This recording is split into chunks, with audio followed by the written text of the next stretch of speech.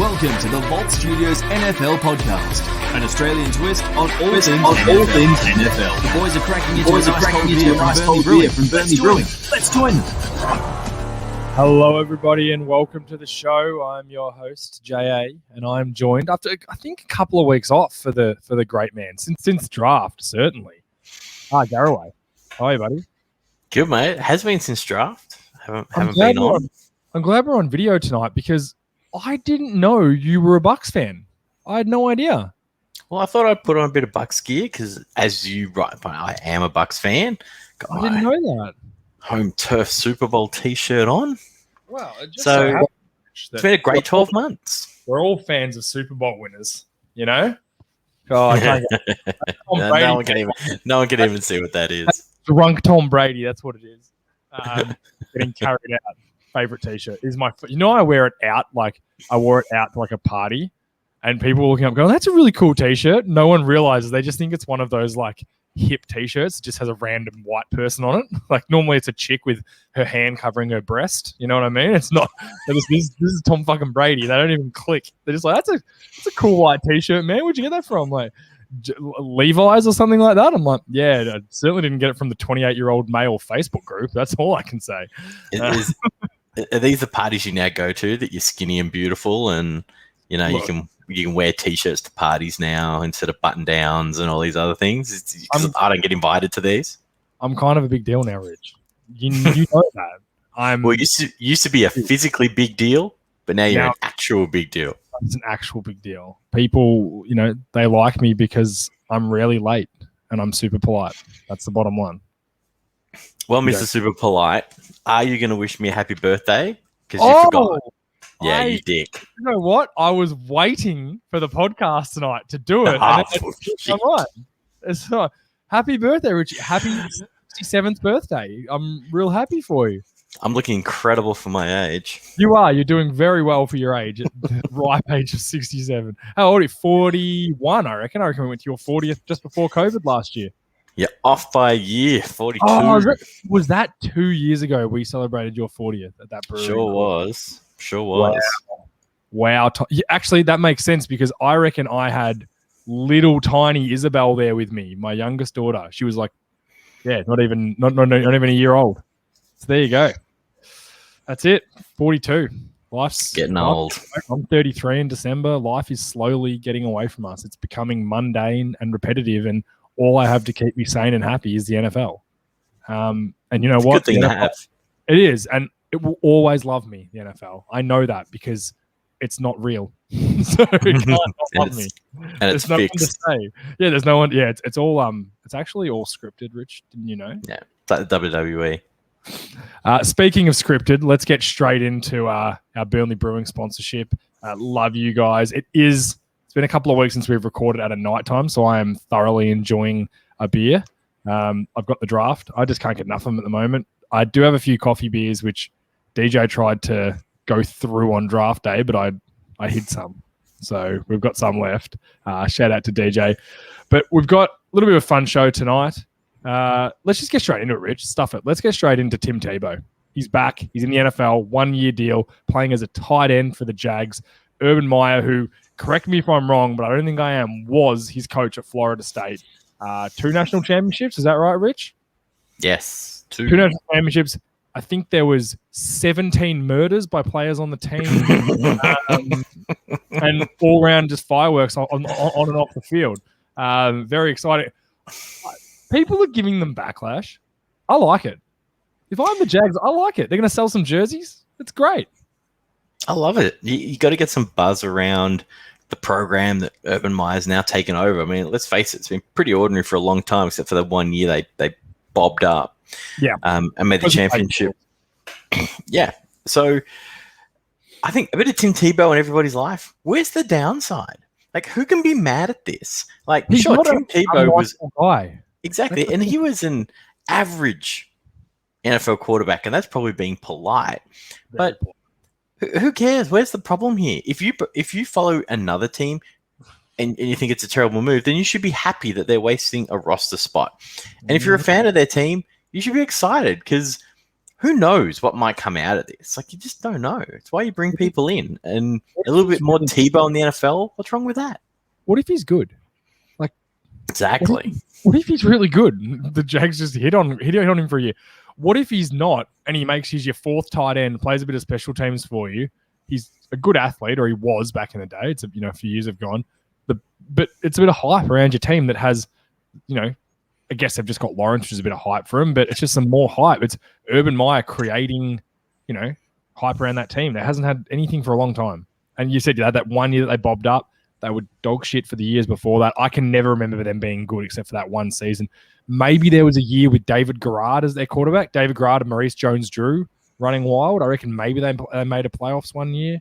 But I said, people who don't like this, I don't understand why. Enjoy it. It's fun. Things can just be fun. You don't have to I think this we're in the era of information rich. Obviously, it's very easy to find information, and everyone the Twitter analysis on why Tim Tebow is going to fail as a tight end. Do you think anyone fucking cares? Do you think Urban Meyer cares? This is a swing. It's a swing on a guy that's going to cost them nothing in the scheme of things, and could it's incredibly high upside. Even if you just look at it as a selling jerseys upside, it's incredibly high upside and no risk. No risk. Yeah. Bet minimum 1 year deal. It's a great move. I love it. And if he doesn't get out of camp, it costs you nothing because you're just paying them the camp money. So who the hell cares? Which you'd be paying some other tight end who's probably the same amount. The exact same amount. Another tight end you'd be paying certainly won't sell the jerseys that he's going to sell. Because I guarantee, you know what? I'm going to buy a jersey. I don't care. I'm going to buy Tim Tebow Jaguars jersey. I need to revisit how the NFL's they tweaked the merchandise rule. You remember it all used to be shared, just evenly. But I do know that. Yeah, I do know it was changed a couple of years ago, so I need to look into how that works. But either way, it's all shared. I think it should be done by what your team sells. Personally. Yeah, it's a good thing. Go Tebow. Yeah, I'm all that Tebow. Let's move on. Colts, a hole they had through the draft and the offseason was offensive line. They lost their left tackle, Anthony Costanzo, who retired at a youngish age. I wouldn't say young, but, earlier than some would. And they signed Eric Fisher, who, you can say what you want about him. He won a Super Bowl. He's the number one overall pick from, 9 years ago. He's a starting left tackle in the NFL. Is he an upgrade on Costanzo? Probably not, but he's probably just as good, and he's probably going to be better than he was at the Chiefs because he's going to be next to Quentin Nelson, who makes everyone look good. So I like this move. $9 million for 1 year. I think it's a great move. The Colts I'm really high on the Colts. Their defense is super strong. They're going to be just as strong on offense this year, if not stronger, with Carson Wentz. I can't see Carson Wentz being worse than Phillip Rivers was last year. I think that would be his kind of that could be the worst he could be for them, was what Phillip Rivers was last year. And I think they're going to be really strong on both sides of the ball. And this is just a great move for again, not much risk. It's $9 million, but that's nothing to the NFL. It's not hurting their salary cap. It's not going to hurt them for years to come. It's not a long-term deal. I think it's a great move. Yeah, I'm inclined to agree. I mean, the Colts were 11-5 last year and were second in the South. 11-5, 7 seed. So that's exactly. So they had a good year with Rivers last year and adding Wentz. We'll have to wait and see a little bit. But this is a guy who started 113 of 117 games he's appeared in. This is an NFL starter. This is a professional football player. I think this is a great move. Spending under 10 grand to get a left tackle who's he's gonna rank in the top 10 at the end of the year, almost, probably almost certainty, for $10 million. Most teams in the league could do this deal. It's a great deal. I can't believe other teams weren't lining up to get their hands on him. Tackles are just so hard to find. They're so good hard ones to find. Yeah, good. Even just average starting ones. The Jaguars just franchise tagged Robinson, who's one of the biggest draft busts in the history of the draft. The Jaguars drafted in the top 5. They just franchise tagged him to play left tackle because they're so desperate. I'm telling you, tackles are hard to find. So when you get them, you don't let them go. Now, the next point, which we can move on to now, is the Chiefs. Now, I know Eric Fisher's left. Mitchell Schwartz, not sure what's going on with him yet. I don't think he's retired. There's rumors of that. I think he might come back, and if he does, it will be at the Chiefs. But you look at what they did, their biggest weakness, right? They lost the Super Bowl because of their offensive line. Now, injuries didn't help. That's why they lost it. So what do? They signed Joel Tooney. Look, did they overpay? Yeah, it's free agency. You always overpay. Get over it. Teams overpay for everyone. I keep coming back to the salary cap is a myth. The Saints were $75 million over the cap. 2 weeks later, they were under it. It's a myth. It doesn't exist. NFL teams know how to get out of it. So don't worry about that. They've got Duvernay Tardif, who's the doctor that took last year off from COVID, who's a really good right guard. They've got Blythe at center, who's come over from the Rams, who's really good. They traded for Orlando Brown, who was one of the better tackles in the league last year that the Ravens traded away because he wanted to be a left tackle. So Stanley was their starting left tackle, all-pro left tackle. Gets hurt. Orlando Brown moves from right tackle to left tackle. Decides, hey, I want to be a left tackle. Surprise, surprise. Contract's coming up. Franchise tag. What gets paid more? Left tackle. So he wants to get it as a left tackle. I get it. Hey, money's money. Money's money. I get it. They got Kyle Remmers is probably their weak spot at right tackle. But if he's their worst, they've instantly improved that offensive line. And you're also very quietly too. And you forgot one. They also signed Kyle Long from the Chicago Bears. Oh, of course. So adding more depth. Kyle Long could honestly take if he's 80% of what he used to be, which I don't know, that's hard after a couple of years off. He will take Remmer's spot easily. That is a low risk, high reward type signing. He signed a vet min deal. I think there's a few incentives in there, but basically it's a vet minimum deal. So huge high reward there. And when you talk about Joe Thurney, I mean that's high risk, high reward as far as I'm concerned. I mean, of course you got to overpay. These guys I'd love to see an actual quarterback hit the open market one day who's in the prime of their career, actually hit free agency. You wait for the overpay when that happens. It just doesn't happen. That's the problem. It'll never happen. That's because they're desperate to keep them locked down. Drew Brees is the closest thing to it, but we didn't know that he was going to be that good. And his injury was supposed to be, career ending. Well, no, actually, probably the best example is who's at Washington, ended up at the Vikings. I've gone blank. Kirk Cousins. So 2 years gets franchise tagged, but ton of cash for that. And then he hit open market and got another huge deal. I'm pretty sure if you go and look at it, he's one of the highest paid quarterbacks of all time. Because again, bet on himself. And is that guy a world beater? Not even close. And you look at what he got paid by hitting the open market. If I was a quarterback in the league now, forget securing my future or signing a deal. I want to make sure of it, blah, blah, blah. Forget that. Let me get to my fifth year. If I get fifth year, so be it. But then I'm going to hit the open market. You can back-to-back franchise tag me. I'm cool with that. The problem is the open market. Do you reckon someone would have given more for Mahomes or Prescott than what the teams gave to them? Like, do you think Mahomes gets more than $45 million a year in the open market? 100%. Have you seen him? Yeah, he's pretty good. You think of all those teams who've been terrible. But I don't think the Jets would pay that. Yeah. Their fans would be screaming for them to sign him the next day. So, and to whatever it costs, they go, whatever, he's the best. We can throw Jimmys and Joes around him. It's, if we just had 5 quarterbacks taken in the first round. Yeah, it's all true. Eligible to get 5th year optioned.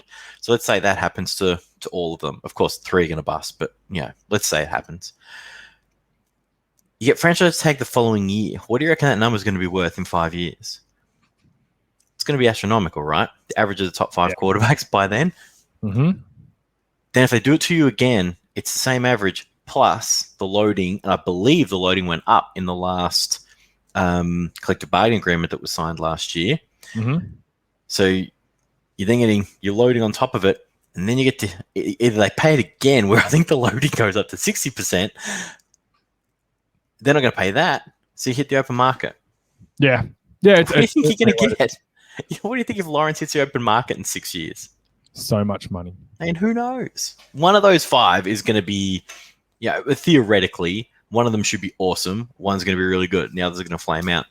If you're that one that's really good, you hit the open market in what are we up to, 2026? No, 2027. Yep. Seems forever away. Just think what that guy would get paid. I mean, we all thought they overpaid for Rodgers. He's one of the best value deals going around. If I was a quarterback, I would never sign long-term deals, ever. I'd be like LeBron. I'll sign a 2-year deal. Just 2 years. 2-year deal. That'll be a free agent. Keep paying I'll me. go somewhere else. Just go to the best team and try and win. Yeah, I don't mind that. I mean, you can have. Sorry, I'm trying to cut you off. I mean, you can have your hometown favorite and whatever. And say, I really want to stay here, but you got to pay me because I'm going to hit the open market. Yeah, hit the open market and then see what they pay you. That's what I'd be doing. Yeah. You talked about Aaron Rodgers, so rumors now circulating. Obviously, big trouble there. Don't know what's going on. I don't think Rodgers wants to play for Green Bay, but now apparently there's rumors of some massive extension for Rodgers. Sure, I just can't believe that all this is about money for Rodgers. He does not need money. Cannot. I don't think Aaron Rodgers. I think this is a smokescreen. There is nothing. I don't think they can pay this problem away. No, I think Rodgers' team leaked how unhappy he was right on the draft to mess with them and maybe to try and trick them into drafting help for him. But for the 9th time in 10 years, they took a defensive player in the first round. It's the same thing here. I think this is the organization leaking this. I just think these two groups genuinely now don't like each other and don't get along. Rodgers wants to leave, but sorry, he's on a team-friendly deal. They'd be mad to trade him. They still don't seem to want to help him, which blows my mind even more. You know, they go, we took a receiver in the draft. Yeah, in the 3rd round, about 12 others had gone before him. And look, it might work out. I don't know. But, you know, they're not committed to Rodgers. They're literally in the exact same spot as they were with Favre and Rodgers. And a Green Bay lifer will tell you, hey, we got that right. It worked out, blah, blah, blah. I trust Green Bay, all the rest of it. I mean, cool, if that's where you want to go. But Rodgers is better than Favre. Mm-hmm. Flat out. I would be shocked if Jordan Love ended up being as good as Rodgers or Favre. He won't even be close. The chances of that happening are just so slim. I don't think people understand the chance of that happening, how low a percentage there is of him being really, really good. Green Bay quite literally, they got kissed on the dick twice. Mm-hmm. Like they traded for Favre after he basically, they signed Favre after he basically flamed out in Atlanta with a terrible attitude, and he comes good and wins you a Super Bowl. You draft Rodgers, he basically slides to you, and he's arguably one of the best quarterbacks, not just football players, but quarterbacks of all time. Yep. And you get these guys back to back. I mean, you think about starting quarterbacks, how many of the Browns have had in the same time in the last 20 years that Green Bay have had?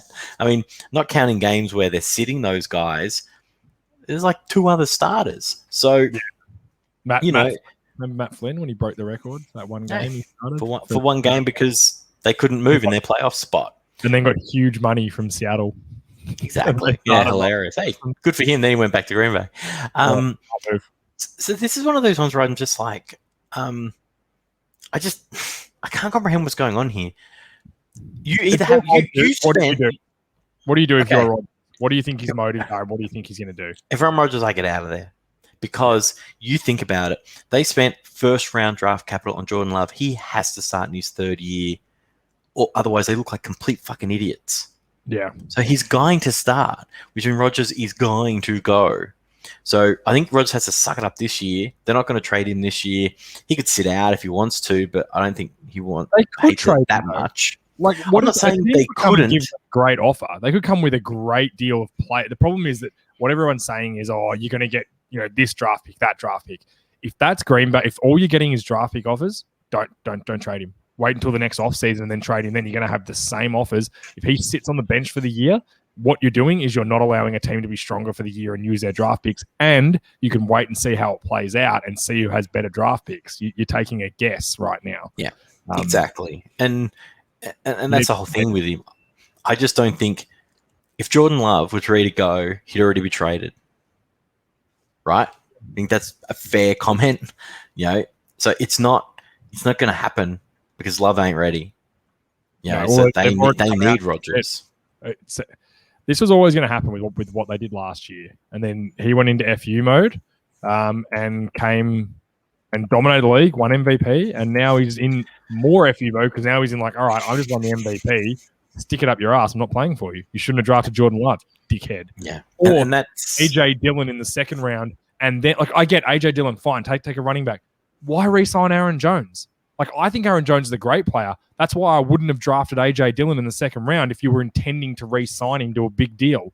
Why waste your capital? It's just then you take basically a fullback in the third. It's insanity. Yeah, their draft last year was inexcusable. Yeah. If there was an owner in that place, he would have got fired. That GM would have got fired. Yeah, for sure, 100%. But there's just no accountability for these guys. They got away with it. Ted Thompson got away with it for years.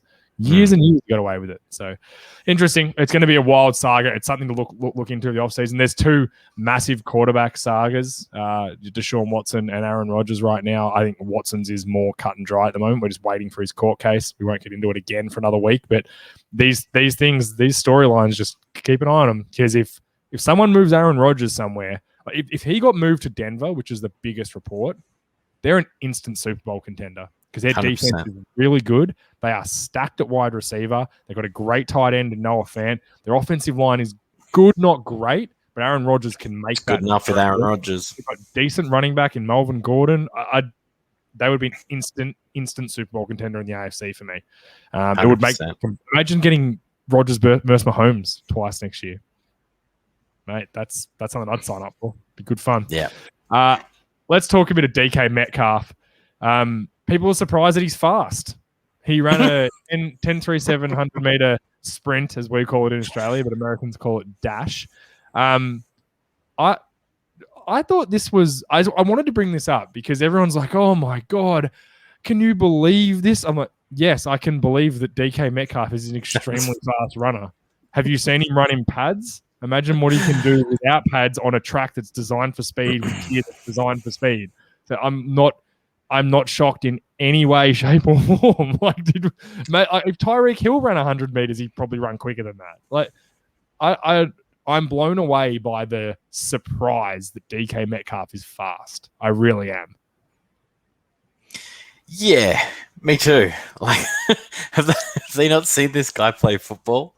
Just watch him practice. He's apparently. Yeah, so he participated in something called the USATF Golden Games Open Distance event. Yep. I don't know what the fuck this is. I have no idea. I don't know what the competition level is. Three guys ran almost 10 seconds flat or something like that, or under 10 seconds. He came ninth in the race. Yeah, and there's only 9 spots on the track or 8 spots on the track. So he came last. But what I want to know, if this is what I sort of understand about this event, and I can't, the more I search, you just find the same article regurgitated everywhere. What I want to know is this an Olympic qualifier? The Olympics aren't far away. Is it just a track meet? How many guys from the American Olympic team were in this race? That's what I want to know. Well, what's the 100-meter record? Is it under? It'll be 9.4, I would imagine. Something like that. So he's got 100 meters. He's nowhere near it. Then he's nowhere near he's nowhere near Usain Bolt, our man. 9.58 held by Bolt. He broke it 4 times, didn't he? He got apparently. Well, you get bonuses if you do them in these this European athletics circuit. So he would break it by a little bit to keep getting the bonuses. I'm just going to keep breaking my record by a little bit, even though I know I could just set a real fast time in one go.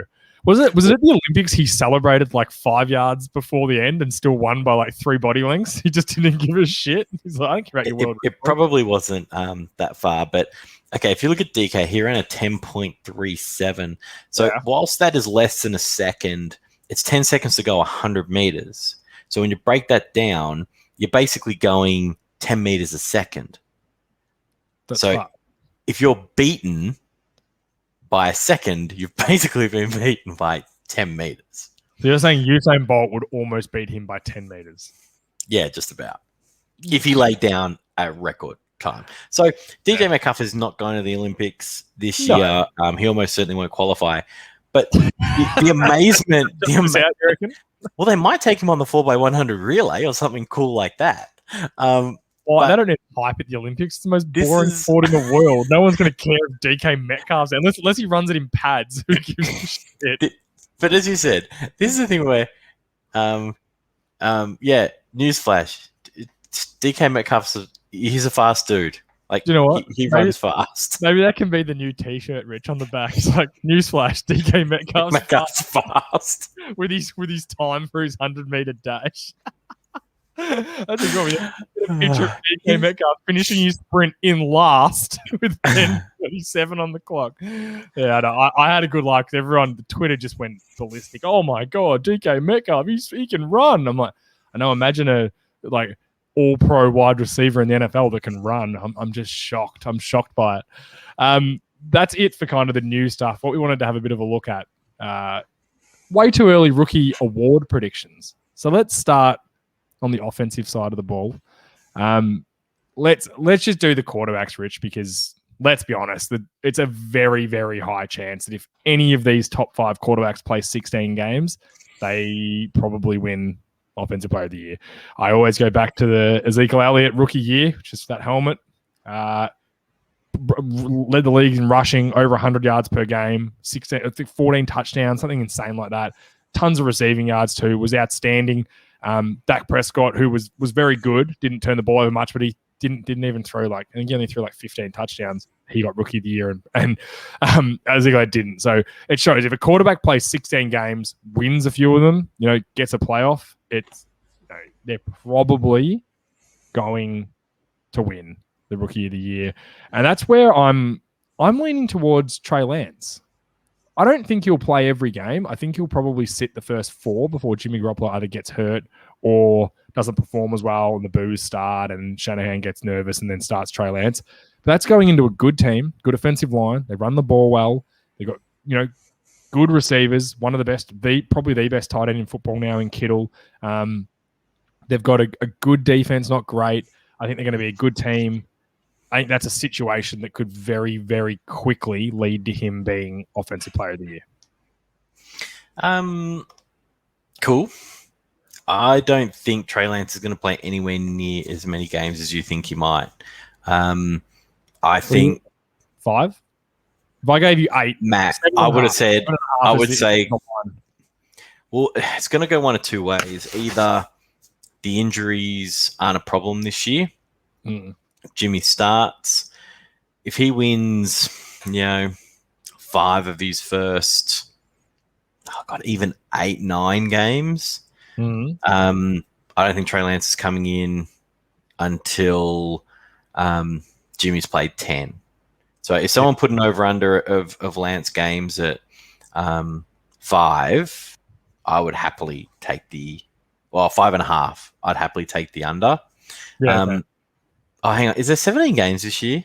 Yeah, 17 games. Okay, I got to pay more attention to that.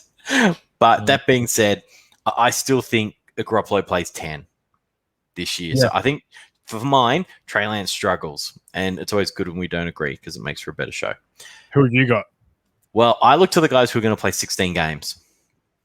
Who I know for a fact are playing 16 games. Trevor Lawrence is playing 16 games. Sorry, barring injury. Yeah, barring injury, yep. Yeah. Lawrence plays 16. Zach Wilson plays 16. I don't think any of the others do. Maybe Justin Fields plays 12. Oh, I don't Maybe. think Andy Dalton. I don't think Andy Dalton starts there. I really don't. I'll bet anything that it is not Lance starting week 1 in the Bears. They're too conservative. Yeah, way too conservative. Yeah. They won't want to risk it. I don't see that organization taking that risk. Especially, it helps once it's scheduled. Matt Nagy's back's against the wall, though. If this doesn't work, same with the Ryan Pace, the GM. If it doesn't work, they're gone. 100%. Well, that's why they traded. That's why they traded the draft capital because they know if it doesn't work, they're gone. So they don't. Yeah. Who cares if you traded your capital away and it doesn't work because you get fired. And if it does work, you don't need the draft capital because the quarterback problem's solved. Exactly. So it works both ways for them. That being said, I'll feel better when I see their schedule. If they've got a tough start to the year, say 2 conference games, and maybe a tough AFC opponent, then yeah, they might say, you know what, it's going to be a tough sled and start. Let's just start Lance from the start. Yeah. But if they think they've got some winnable games at the start, I bet you they wimp out and they go with the veteran who won't lose it for them. Got to remember, the Bears played in the playoffs last year. Now, I know they weren't great, but they had more wins than the Washington Redskins. Sorry, the Washington football team. They had more wins than them, and they were the 7th seed. That they weren't awful last year. Which is why, and Nick Foles. Again, that's why I think they're going to go with the vet. Yeah, because they think, okay, the D's not going to lose it for us. We don't have a terrible defense we've got to overcome. Of course, which can totally happen. I mean, this is a gut feeling. We're a long way out. So I think schedule matters a lot. But the two guys, as I said, who I know are playing 16 games is our number 1 and number 2 overall pick. So it really comes down to the two of those. And the hardest thing here is these two teams are just devoid of a lot of talent. It's not like Justin Herbert last year where he went into a good situation. We knew he was probably going to start a lot. We didn't expect Tyrod Taylor to get stabbed in the bloody chest, and get the start much earlier. But he had way more talent around him in that San Diego team than either other than the O-line, that the was Jets or the Jags. Terrific team. The Chargers' offensive weapons are really good. Absolutely. And I think he's going to have a good year this year too. Allen's one of the best receivers in the NFL. I think people honestly forget how good he is. Yeah, he's really good. About, I think skill positions, there's a few guys I've kind of narrowed it down to. I don't think any of the running Najee Harris, just honorable mention kind of in Pittsburgh, aging Ben Roethlisberger. He could get a ton of football, but the offensive line's bad. They've lost players. They're bad. I don't think Roethlisberger is going to get better this season. I don't know if he'll get a lot worse, but I don't think he's going to get better. And their receiving group's not amazing. I'm not excited about it. He's the first pick in every keeper draft this year. He's going to get the volume. You'll ask Corey and Lewis, the fantasy show, that the volume's going to be there for him because they will feed him. They will feed him the ball. So the guys I kind of narrowed it down to the skill position players. Kyle Pitts, Chase, Waddle, and Devonta Smith. Now, Devonta Smith at the Eagles, they historically are terrible with young receivers. They do not get them involved at all. Might be wrong because they're pretty desperate at the moment. I also don't know if Jalen Hurts is even good. I'm not sure. That's the real concern. Hurts might not be good. That will hurt him. Waddle, Miami, again, Tua Tagovailoa. Is he good? I don't know because the best production they had as an offense last year was with Fitzmagic, who's at Washington now. Jamar Chase at the Bengals. This is the guy I'm real hot on out of the quarterbacks. If Burrows is back and is the same guy, and like begging to every football god I can beg to that he's the same guy. I don't think it would be fair for the Bengals if he came back and it was just never the same guy. Like an RG3 situation, I would just feel for the Bengals if that happened. He's a guy that could certainly do it in Jamar Chase. He's not going to have to be the best receiver on the team. They've got T. Higgins. They've got Boyd to play the slot. Their offensive line should be better. I don't know if it's going to be amazing. They've got Joe Mixon, who's a good running back. I think that's a spot. You look around, they're going to be a productive offense. I think that's a spot that could definitely take it from one of the quarterbacks is Jamar Chase.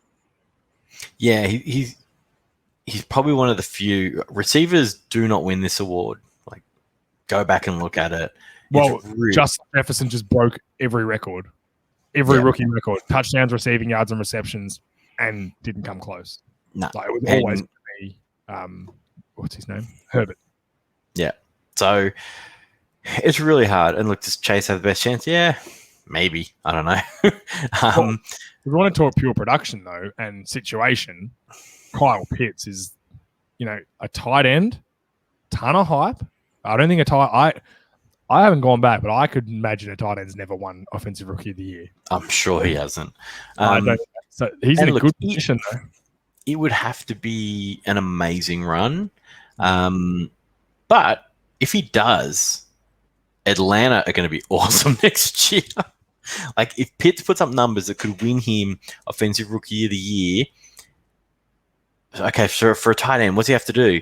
He's got to get 1,000+ yards. Easily. 15 touchdowns, 15 plus touchdowns.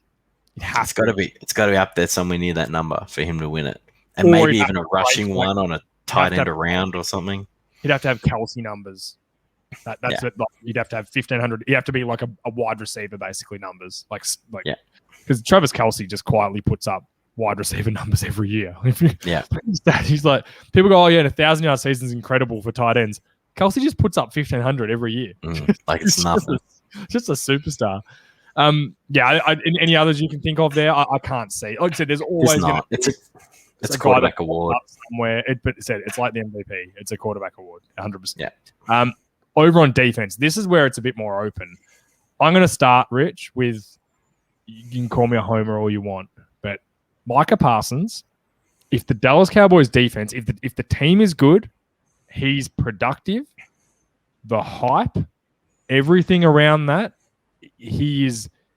could very easily, if he starts 17 games, over 100 tackles, like Jalen Smith or Leighton Vander Esch a couple of years ago, one of those sort of years, the hype will surround him and he will put himself in a very good position to win that award. He was going to be used. Cowboys don't draft rookies and go, hey, sit on the bench for a year, especially in the first round, especially in the top 15. They just don't do it. Parsons, from all reports, is one of the best defensive players in the draft. His coverage ability has been talked about a lot, which means you can stay on the field more, 3-down linebacker. I think the production could be there.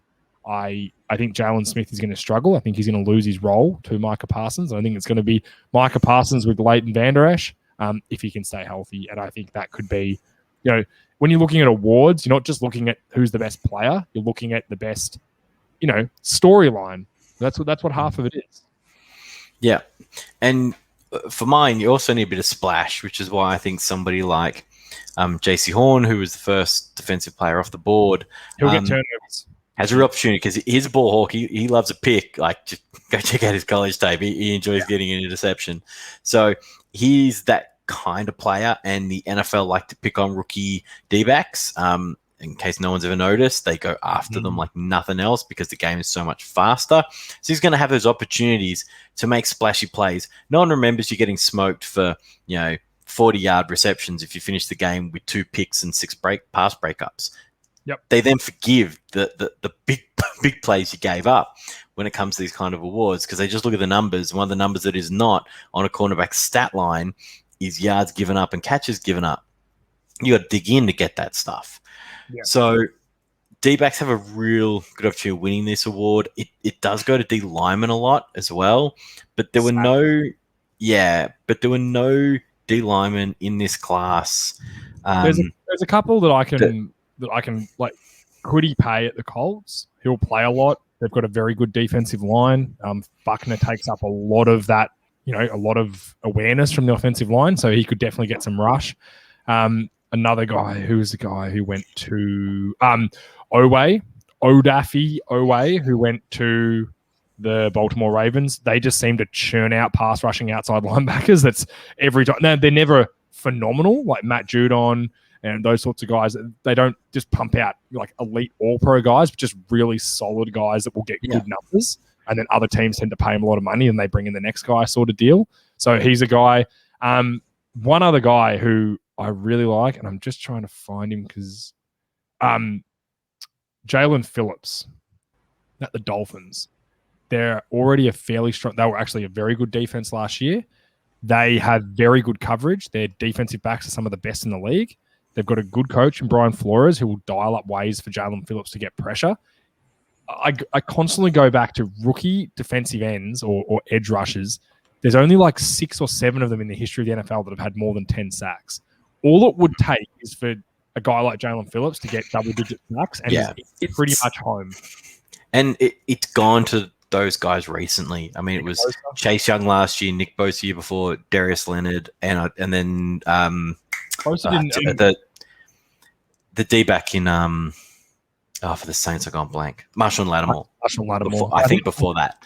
I think Ramsey won it his year as well. Yeah, so very much it tends to be it's corner DB. It's guys who make flashy plays. You don't get many off-ball linebackers that are taking home Defensive Player of the Year. Because Darius Leonard, that's about the only guy I can think of recently. Yeah, because if you finish with, 5 tackles, 2 assists, 2 hurries, a pass breakup. No one gives a shit. No. Even though you played awesome that day. Yep. There isn't a single splashy play in there. So you just don't get noticed. Linebackers are so important in the modern game, yet they're the most underappreciated. Oh, that's not true, but they're one of the most underappreciated positions going around. They're almost the running backs of defense, in my opinion. Oh, 100% they are. No, you're right. 100% they are. Them and safeties. Safeties are just not a valued position anymore. Unless you're a safety that can cover and play the run, you're basically an outside linebacker to these guys. Yeah, and strong safety is one of the most underpaid positions in the league. 100%. They don't earn much money. Like, only the real top guys earn it, and then the rest of them just bounce around the league from team to team, over their career. So getting vet minimums. One guy who I know is not going to win it is Patrick Surtain. Oh, no. I can tell you right now, he might have a really good rookie year and be real solid and be a good player, and the team will be real happy. But he's not going to generate a ton of turnovers. He's not going to make splashy plays. He's going to be solid as well. He's a cover guy. That's why. It was JC Horn's a turnover dude. Yeah. Horn's a turnover guy. Satan's a cover guy. There's a big difference. There's kind of two. It's a good point. There's kind of 2 forms of cornerbacks in the league. There's cornerbacks that kind of they don't cover as well as some, but they bait and they've got elite athleticism and they can make up underthrown balls or. If you don't throw the ball, if you throw the ball perfect, the guy's going to get a big play. But if you miss it, they're gonna get it. And then there's the guys at the opposite that play tight coverage. You just don't even go at them because they're just in perfect position all the time. The guy's not open. And then there's the rare few, the Jalen Ramseys that do both. That can do it all. They slightly lose coverage. They can make plays still. Yeah. And the other thing, of course, is what a lot of people, I guess, miss during the draft. Is you do have to draft the guy for your scheme as well. If you're a cover 3 based defense and that's what you run, and you expect your corners to be able to get deep, and you go drafting a guy who's done nothing but man in his entire career, there's a learning curve to that, and it will take him time to get to it, and he may never get to it, which is why you're drafting. They talk about drafting the best player and things like that. But you have to draw scheme. It's important. Yeah, 100%. And how you fit is super important in the NFL from both sides of the ball. And this is why, when you're predicting awards, don't just go, oh, this guy's going to be Patrick Surtain's going to be the best corner in the draft. Yep, very well might be, but he might not be productive enough, and he might not have the hype around him. Denver might win 4 games next year. No one will even. How did Jeff Okudah go last year? Played for him. He had a terrible year, but no one talks about it. No one talks about it because he's in Detroit where no one cares what's going on. And players go to die. Rest in peace, Penei Sewell. I'm so sorry. You could have had the world, but they gave you Detroit. That's it, Rich. Mate, we have just knocked off a show. 43 minutes. Love it. Let's get out of here. What a world. Well, this is the off season. We had people who think the off season was before the draft. Wrong. You are now in the depth of off now. Season. There is almost nothing for the next month until we have OTAs start, and then it's rookie OTAs. And I can promise you, nothing exciting happens at rookie OTAs, but rookies get injured. That's about it. None of the high-end rookies really even perform. They don't really play much. It's not much excitement coming until we get into the preseason. We don't know what's happening with preseason games. I don't know if they're going to play them or not. The season is extended by 1 game. Tom Brady's trying to rally the troops to not turn up to OTAs. And, my words to Tom Brady are maybe give them some of your massive, massive amounts of money, because some of these guys need to rock up to earn money because they're not going to play in the NFL for 22 years like you have.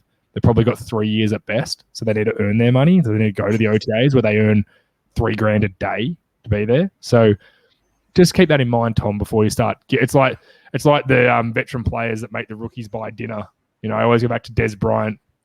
First dinner at the Dallas Cowboys as a rookie, he goes and spends $167,000 on a dinner for the whole team, and didn't realize that I only earn $1 million this year, and half of that's tax. I just spent a fifth of my yearly salary in one dinner, whereas guys are earning $40 million a year don't give a shit about that. So yeah, remember that, Tom Brady, before you start promoting. And I'm a big fan of Tom Brady now that he's not a Patriot. I love him. But be responsible, Tom. These guys need their money. Don't discourage them. Richie, Thank you as always. Thank you for revealing tonight on your birthday, your 49th birthday, 55th birthday, that you are a Tampa Bay Bucks fan. How did you go all last year with the success they had without letting any of us know? I'm in shock. We're a humble bunch. A humble bunch. You and Kempy. We have 2 Tampa Bay Bucks fans now. We're a lonely group. You got Kempy from the college football podcast, of course. A Tampa Bay fan. Then you've got Lewis and Corey, who yawn at Patriots fans. What a surprise there. Corey should be ashamed of himself coming from Minnesota, and he's a Patriots fan. Come on, Corey. Yeah, it's disgraceful. And then Will's a Chicago fan. I don't know what's funnier, me being a Cowboys fan or Will being a Chicago fan, the poor bugger. So we're a diverse group, though, except for the Patriots guys. They're the same as everyone else. But the rest of us are quite diverse, which is nice. Rich, thank you for being here, mate. Love your work as always, and we'll see you next week. Pleasure.